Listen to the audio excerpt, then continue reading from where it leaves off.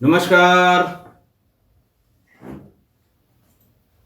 कोई 4 दिन के बाद आज मैं फिर आपके सामने अपराध की एक और घटना लेकर आया हूं। मैं शुक्रगुजार हूं अपने सभी किस्सा गोई परिवार के लोगों का, सब्सक्राइबर्स का और श्रोताओं का, जिन्होंने इस बीच में तमाम मैसेज किए, मेल भी किए कि ये 4 दिन कुछ ज़्यादा ही लंबा हो रहा है। एक बात और मैं बताऊं कि आज किस्सा गोई चैनल का जन्म दिवस है।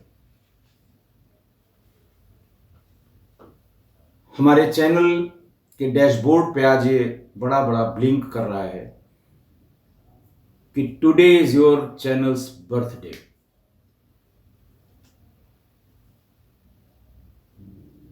10 मई को ही मैंने 10 मई 2021 को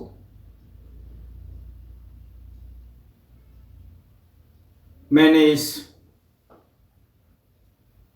चैनल की शुरुआत की थी और अब तक 783 एपिसोड हो गए हैं।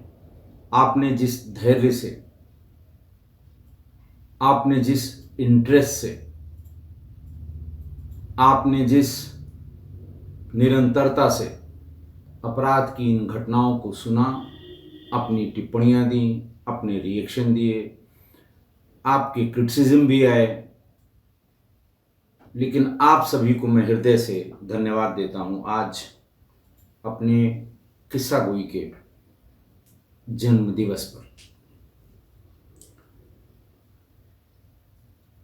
आज का जो अपराध है वो बहुत हालिया है, एकदम हाल फिलहाल का है। वाकया है मध्य प्रदेश का, यानी प्रदेश है मध्य प्रदेश और जिला है रायसेन। 1 मई 2023 को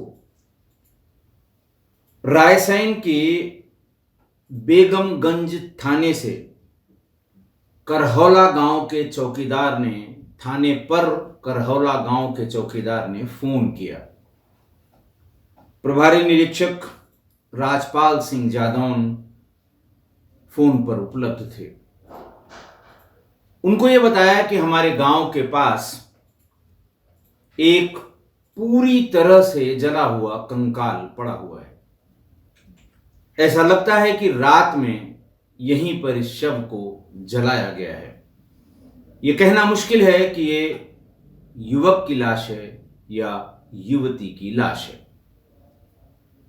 बहरहाल राजपाल सिंह जादौन अपने दल बल के साथ मौके पर पहुंचे।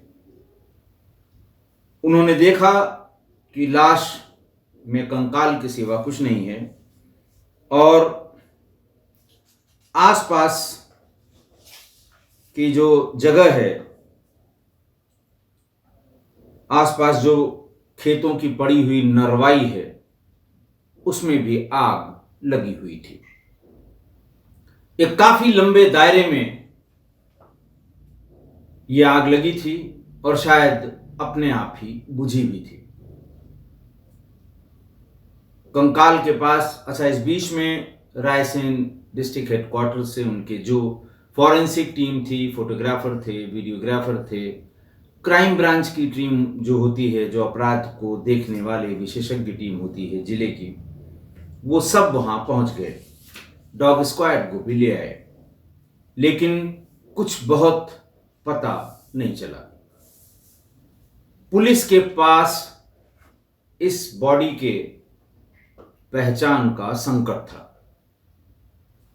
काफी कोशिश की, लेकिन उस दिन उसकी पहचान नहीं हो पाई, ना ही आगे बढ़ने का कोई तरीका समझ में आया। जो भी कंकाल था उसको सील करके और उसे फिर पोस्टमार्टम के लिए भेजा गया और पोस्टमार्टम में ये तय हो गया कि ये युवती की डेड बॉडी थी, यानी ये कंकाल युवती का है और उम्र का निर्धारण हड्डियों की अलग से जांच में किया जाएगा।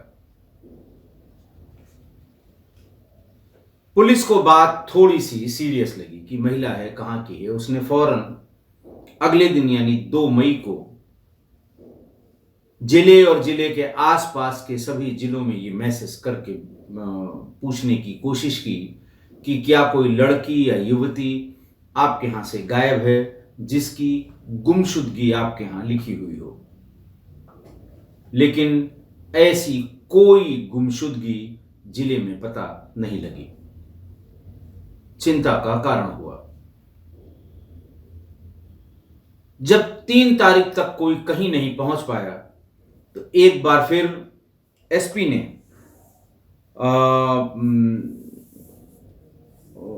ने बेगमगंज के एसडीओपी सुनील कुमार बरकड़े को यह कहा कि आप अपनी टीम लेकर नए सिरे से मौके का निरीक्षण करें और ये देखें कि किसी गाड़ी के पहिए के निशान, किसी फुटप्रिंट के बारे में, या जलने के बाद शरीर से निकला हुआ कोई ऐसा पदार्थ जैसे अंगूठी है अगर पहने हुए है तो, जैसे पायल है यानी पाजेब है, या इस तरह की कोई चीज अगर उस राख में या अगर उस जले हुए ढेर में मिले तो कुछ आगे बढ़ने के चांसेस हों।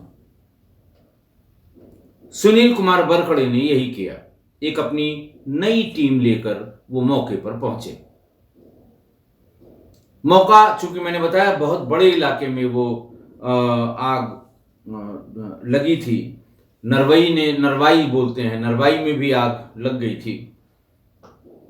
तो उसको कई हिस्सों में बांटा, 7-8 हिस्सों में बांटा और हर हिस्से में किसी ऐसी चीज की तलाश में एक सब इंस्पेक्टर और 4 सिपाही लगाए गए। कुछ गांव वालों की भी मदद ली गई कि उसका एक एक इंच उस राख को हटा के उसमें कुछ ढूंढने की कोशिश की गई। अचानक उन्हें सफलता सी मिलती दिखी। बॉडी से थोड़ी दूर एक नरवाई जहां पर जली हुई थी, वहां पर सबसे नीचे यानी राख के ढेर के नीचे उन्हें एक जला हुआ मोबाइल मिला। मोबाइल को लाया गया, फॉरेंसिक एक्सपर्ट्स के पास जो फॉरेंसिक की टीम आई थी उनको दिखाया गया। वो फौरन उसे लेके रायसेन भागे और एक बात यह तय हो गई कि उसकी बॉडी मोबाइल की सब जल गई थी, लेकिन सिम जिस सॉकेट में था वो सॉकेट लगभग सही सलामत था। सिम को बाहर निकाला गया, सिम कार्ड रीडर से उसको रीड करके उसका नंबर निकाला गया, नंबर की सीडीआर निकाली गई। फिर उस नंबर पर जो कुछ भी रजिस्टर था उसको डाटा रिकवरी टूल से बाहर निकाल लिया गया। अंदाज ये था कि शायद ये मोबाइल इसी शव का यानी इसी युवती का हो।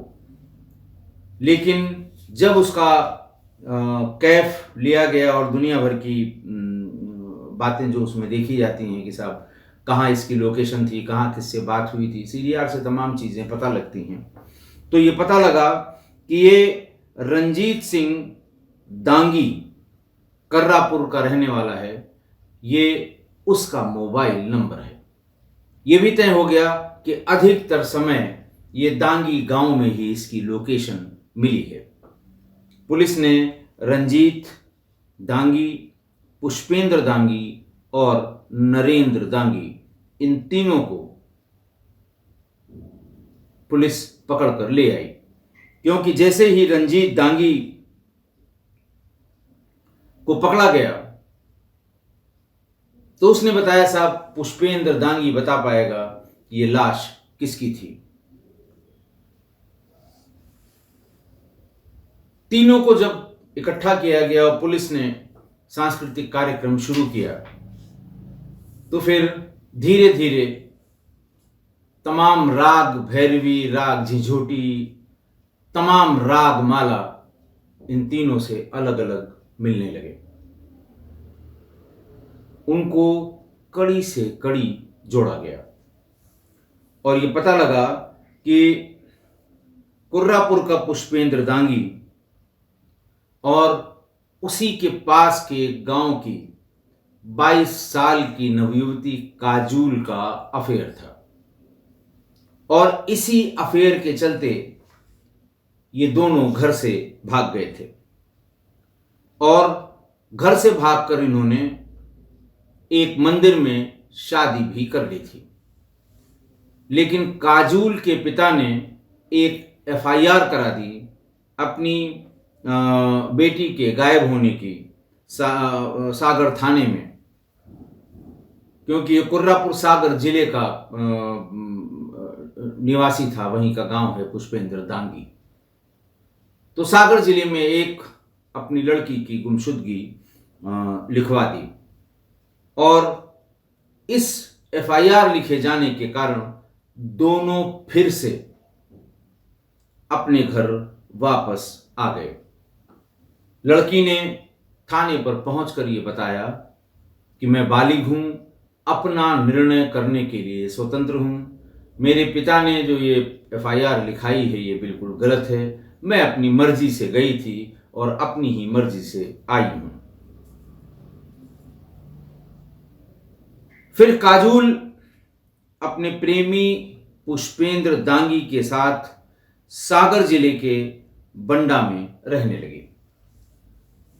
पुष्पेंद्र दांगी सागर जिले का हिस्ट्री शीटर है, मजारिया हिस्ट्री शीटर जिसको कहते हैं, यानी अभी भी वो एक्टिविटी कर रहा है। कुछ हिस्ट्री शीटर्स जो 40 साल पहले हिस्ट्री शीट जिनकी खुली थी और अब इनएक्टिव हो जाते हैं, तो उनके लिए बहुत ज़्यादा पुलिस चिंतित नहीं होती है। हर साल जो रिमार्क लिखे जाते हैं उसमें लिखा जाता है कि वर्तमान में उक्त दुराचारी बुजुर्ग हो गया है या बुढ़ा हो गया है, शांत रहता है, कहीं बाहर निकलता नहीं है, लेकिन संभावना है कि अपने नए गैंग मेंबर्स को ये मदद करता हो या उनसे अपराध कराता हो। बहरहाल दोनों वहां रहने लगे। पुष्पेंद्र चूंकि हिस्ट्री शीटर था, 20 मुकदमे थे, बार बार कभी किसी मुकदमे के वारंट में, कभी किसी मुकदमे के वारंट में जेल जाया करता था और जेल से छूटकर आया करता था। इस बीच में एक बार जब वो जेल से छूटकर आया तो उसे उसके कुछ मित्रों ने ये सूचना दी कि तुम ज्यादातर समय जेल में रहते हो, काजूल का किसी से अफेयर हो गया है, वो बार बार शहर भाग के जाती है, रात में रुकती है, लौट आती है। घर में पहुंचकर वो बहुत नाराज हुआ काजूल से और उसने ये कहा कि मैं जेल गया था, शमशान नहीं गया था कि नहीं लौटूंगा, और मुझे जो पता लगा है वो मैं तुम्हें छोड़ूंगा नहीं। ये बात सुन के काजूल और पुष्पेंद्र दांगी के बीच में कहा सुनी हुई और बड़ी कहा सुनी हो गई। तब काजूल ने पुष्पेंद्र से सबके सामने शादी करने को कहा। उसने कहा कि तुम मुझे ले गए, चोरी से मंदिर में शादी कर ली, यहां लोग पूछते हैं कि ये कौन है तो तुम बताते नहीं हो कि ये मेरी पत्नी है, लिहाजा धूम धड़ाके से बारात लेकर आओ और मुझे ब्याह के ले जाओ। ये बात सुनने के लिए पुष्पेंद्र दांगी तैयार नहीं था। उसने कहा देखो, सबके सामने तो मैं शादी नहीं कर सकता क्योंकि मैं दूसरे समुदाय से हूं, तुम दूसरे, जो इन लोगों के यहाँ जातियों में विभेद है, जनजातियों में विभेद है, उसके लिए कहा कि तुम दूसरे समाज से हो और मैं दूसरे समाज से हूं, इसलिए जाहिरा तौर पर या खुलेआम या ओपनली ये शादी नहीं हो सकती। पर मैं तुम्हें अपने साथ रखूंगा, तुम्हें किसी तरह की तकलीफ नहीं हो पाएगी, नहीं होगी। इस बात पर काजूल अड़ गई कि ना, अब बहुत हो गया, तुम कभी आओगे तो कुछ बात बताओगे, कभी कुछ बात बताओगे, कभी किसी बात पे लड़ोगे। तो आखिर मेरी भी जिंदगी है। 3 साल से तुम्हारे साथ रह रही हूं, अब सबके सामने शादी करो ताकि सब ये जाने कि मैं तुम्हारी पत्नी हूं।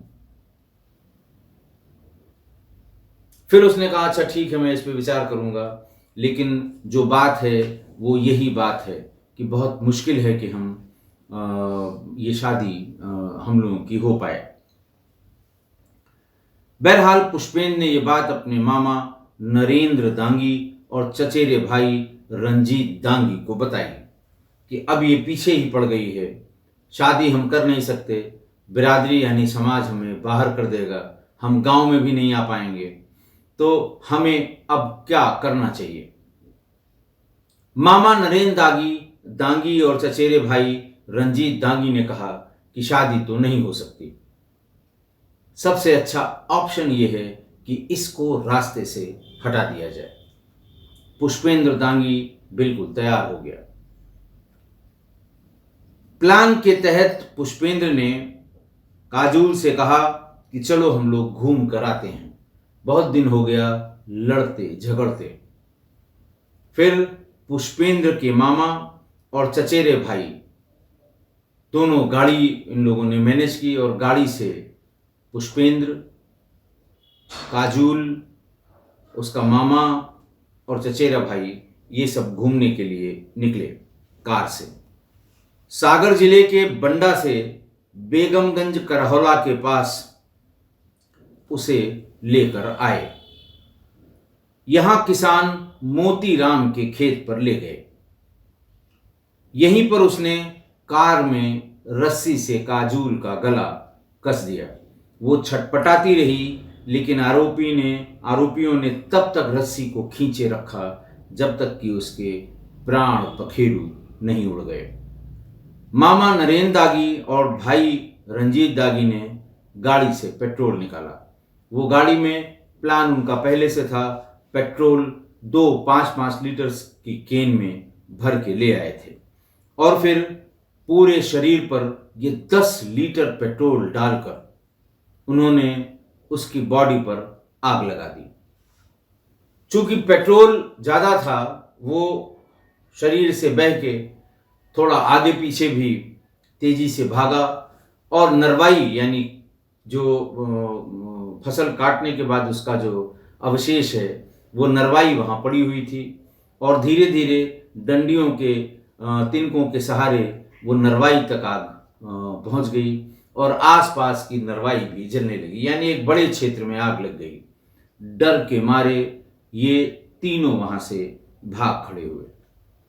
करीब 2 घंटे बाद फिर वो अपनी गाड़ी लेकर वापस लौटे, ये देखने के लिए कि वो पूरी तरह से जली है कि नहीं जली है।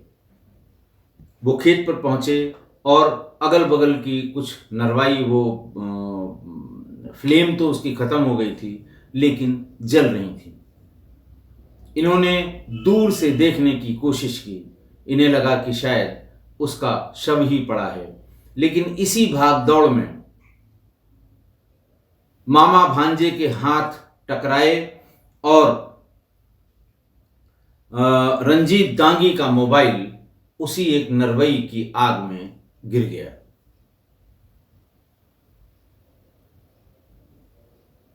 वहां पर लकड़ी के बड़े टुकड़े ढूंढने की कोशिश की कि इसको एक बार कोशिश करके निकाल लिया जाए, लेकिन फिर ये कहा कि अब तो ये जल ही गया होगा, इसके लिए परेशान होने की ज़रूरत नहीं है, जले हुए मोबाइल से भला कोई क्या पता कर सकता है। लेकिन इसी जले हुए मोबाइल ने महिला की आइडेंटिफिकेशन की और इसी जले हुए मोबाइल ने तीनों हत्यारों तक पहुंचा दिया। बेगमगंज के एसडीओपी सुनील कुमार बरकड़े ने कहा कि गांव के चौकीदार की सूचना पर टीम वहां पहुंची थी। देखा तो वहां हड्डियों का एक ढांचा पड़ा था और दूसरे दिन जब उस बड़े क्षेत्र में लगी हुई आग को कायदे से तलाशना शुरू किया गया तो एक जला हुआ मोबाइल राख के ढेर के नीचे मिल गया। मोबाइल की बॉडी पूरी जल चुकी थी, लेकिन वो सॉकेट जिसमें सिम लगा होता है वो बचा हुआ था और सिम को ज़्यादा नुकसान आग से नहीं पहुंचा था। इसी बीच में कर्रापुर में लड़की काजोल के पिता ने एक गुमशुदगी अपनी बेटी की लिखा दी।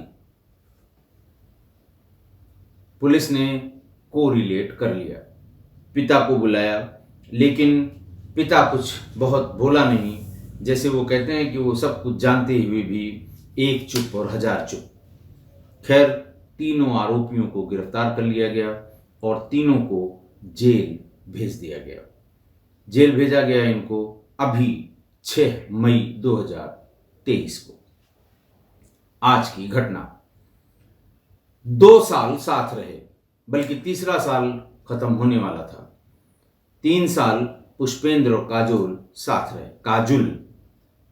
तब ये अलग अलग समाज की बात पुष्पेंद्र या उनके घर वालों ने नहीं कही कि भाई आप अलग समाज से हैं, आप कैसे एक साथ रह सकते हैं। उनकी समझ में नहीं आया कि साहब हम अलग अलग समाज से हैं। आप समझ सकते हैं कि जब साथ रहे होंगे तो कोई आकर्षण जरूर रहा होगा, जिसके कारण कोई दूसरी चीज समझ में नहीं आई। मंदिर में शादी की, तब भी ये समझ नहीं पाए कि हम लोग अलग अलग समाज से हैं। शादी कर ली, फिर न समझने का जो कारण था वो जानते सब हैं, लेकिन बस समझ में नहीं आ रहा था कि अरे हम तो अलग अलग समाज के हैं, कैसे शादी कर सकते हैं। बहरहाल शादी कर ली। जैसे ही शादी की बात लड़की ने कही कि ये बार बार तुम्हारे जो टॉन्ट्स हैं, तुम्हारी जो छेड़खानी की आदत है, बात बात में उल्टी सीधी बात करने की जो आदत है, ये सब खत्म करो, सार्वजनिक रूप से ओपनली शादी करो, तुम्हारे साथ शादी करके आऊंगी, तब फिर किसी को कुछ कहने का मौका नहीं मिलेगा। लेकिन उसने कहा कि ना ना ना, शादी नहीं हो सकती, साथ में रह सकती हो तो रह लो, यानी लिव इन रिलेशनशिप में। 3 साल से ये दोनों लिव इन रिलेशनशिप में रह रहे थे और जब लड़की ने शादी की बात शुरू की, वैसे ही दिमाग में आइडिया आया कि इसको रास्ते से हटाना जरूरी है। लिव इन रिलेशंस की यह हकीकत मैं अपराध दर अपराध बताता आ रहा हूं। एक बार तो मैंने लगातार 15 घटनाएं लिव इन रिलेशंस की आपको बताई थी और 90% से अधिक अपराध की ऐसी घटनाओं में जिनमें लड़का लड़की लिव इन रिलेशन में थे और लंबे समय से थे, इसमें सिर्फ लड़की का ही नुकसान हुआ है या लड़की ही मारी गई है। 90% केसेस में। बहुत ढेर सारे केसेस मैंने इस बीच में आफताब और श्रद्धा के बाद लगातार, ये घटनाएं होती रहीं, ऐसा नहीं कि पुरानी घटनाओं को जोड़कर बताया, उसके बाद भी ये घटनाएं लगातार होती रहीं और मैं ये समझाने के लिए कि लिव इन रिलेशन में कितने नुकसान हैं, ये घटनाएं और खासकर हालिया घटनाएं जरूर बताता रहा। फिर भी ये लिव इन का जो चल निकला है, वो रुकने का नाम नहीं ले रहा है। लड़कियां सबक लेने को क्यों तैयार नहीं हो रही हैं, ये मेरी समझ से बाहर है। ऐसे संबंधों की तमाम विवेचनाएं, लिव इन रिलेशन के संबंधों की तमाम विवेचनाएं मैं किस्सा गोई परिवार के सामने रख चुका हूं। किसका फायदा होगा, किसका नुकसान होगा, क्यों भागने लगते हैं, क्यों लड़की फिर शादी की जिद करने लगती है, फिर क्यों लड़का पीछा छुड़ाने की कोशिश करने लगता है, पहले तमाम बहाने बनाता है, फिर जब बहाने खत्म हो जाते हैं तब ये कोशिश करता है कि इसे रास्ते से हटा दो वरना ये गले पड़ जाएगी। इसलिए लिव इन में जाने से पहले खूब सोच समझ लीजिए, ऐसे रिलेशंस का अंजाम पता कर लीजिए, तब अपने कदम आगे बढ़ाइए, वरना यकीन करिए कि वही हाल होगा जो आज की घटना में काजोल का हुआ है। आशा है आप मेरी इस बात से सहमत होंगे। आज के लिए इतना ही। बहुत बहुत धन्यवाद।